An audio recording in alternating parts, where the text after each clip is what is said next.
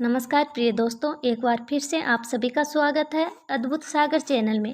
प्रिय दोस्तों, हमारे मन में अक्सर ये सवाल उठता है कि मृत्यु क्या है। हम इतना ही जानते हैं कि किसी भी जीवात्मा अर्थात प्राणी के जीवन के अंत को ही मृत्यु कहते हैं और वृद्ध अवस्था किसी दुर्घटना या कुपोषण के परिणाम स्वरूप होती है। हालांकि हमें पता रहता है कि हम सबको आएगी, लेकिन ये पता नहीं चल पाता कि कब आएगी। आज के वीडियो में हम जानेंगे कि मृत्यु के समय क्या होता है और मृत्यु के पश्चात क्या होता है। मृत्यु के अनुभव के बारे में कोई किस प्रकार बता सकता है, यह संदेहास्पद है, क्योंकि मृत व्यक्ति अपना अनुभव नहीं बता सकता है। जिनका जन्म हुआ है उनको अपने पिछले जन्म के बारे में कुछ भी याद नहीं है। कोई नहीं जानता जन्म से पहले और मृत्यु के बाद क्या होता है। आज हम आपको बताएंगे कि स्वर्ग और नरक के कितने प्रकार होते हैं। ये भी जानेंगे कि मृत्यु के बाद आत्मा के साथ क्या होता है। मित्रों, हमारी मृत्यु एक ऐसा सत्य है जिसे चाहते हुए भी कोई नहीं टाल सकता।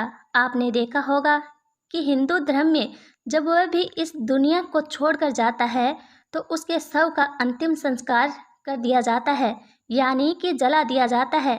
लेकिन क्या आपने कभी सोचा है कि अंतिम संस्कार के बाद उस मर्त आत्मा के साथ क्या क्या घटित होता है। मित्रों, गरुड़ पुराण में यह बताया गया है कि मृत्यु के बाद आत्मा हमारे शरीर को छोड़ती है, तब ज्योति के आकार की एक छोटी सी चीज हमारे शरीर से बाहर निकलती है, उसे आत्मा कहा जाता है।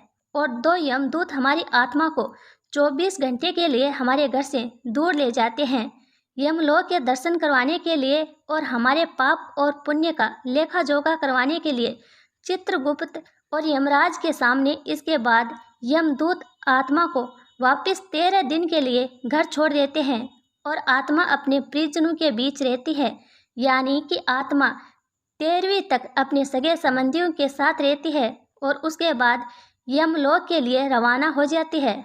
आत्मा को 3 अलग अलग मार्ग दिखाए जाते हैं। अब इनमें से किस मार्ग पर आत्मा को भेजा जाएगा, यह उसके जीवन में किए गए कर्मों पर ही आधारित होता है। मित्रों, आत्मा को दिखाया गया पहला मार्ग होता है अर्ची मार्ग, जिसे 3 लोगों की यात्रा का मार्ग माना जाता है।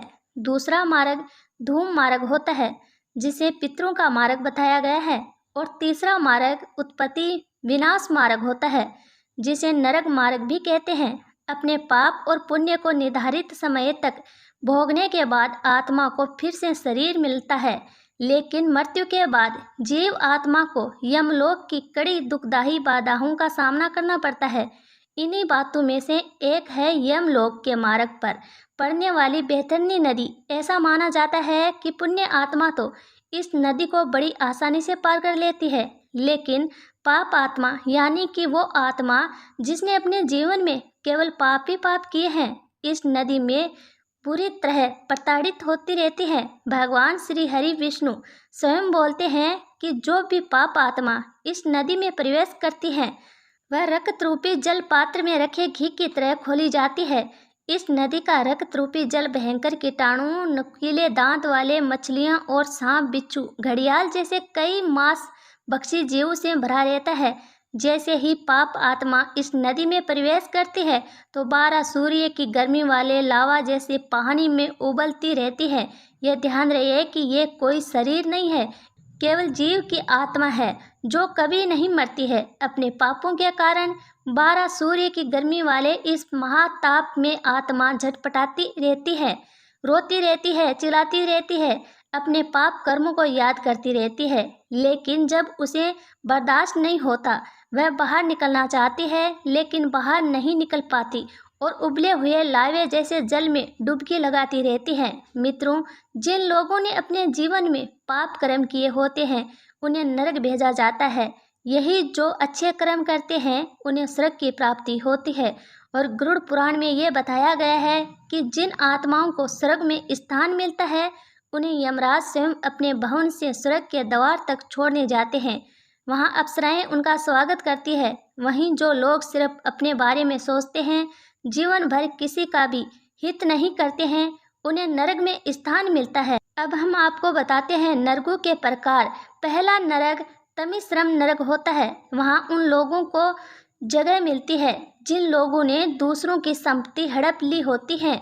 यहाँ उन्हें तब तक मारा जाता है जब तक ये बेहोश ना हो जाए। दोबारा होश में आने के बाद फिर से उन्हें इसी तरह लहूलुहान किया जाता है। यह सिलसिला तब तक चलता रहता है जब तक कि सजा का समय समाप्त ना हो जाए। दूसरा नरक कुंभीपाकम नरक होता है।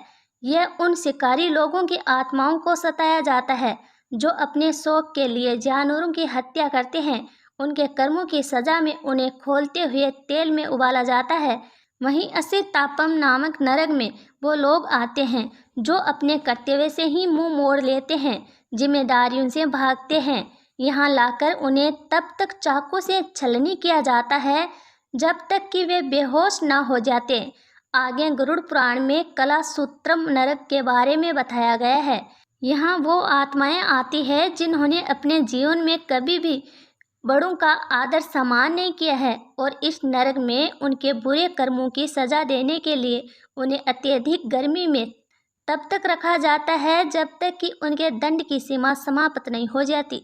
तो मित्रों, आपने देखा है कि अंतिम संस्कार के बाद आत्मा के साथ क्या क्या होता है और किस हिसाब से स्वर्ग या नरक की प्राप्ति होती है। गरुड़ पुराण में अंताश्रम नरक के बारे में बताया गया है।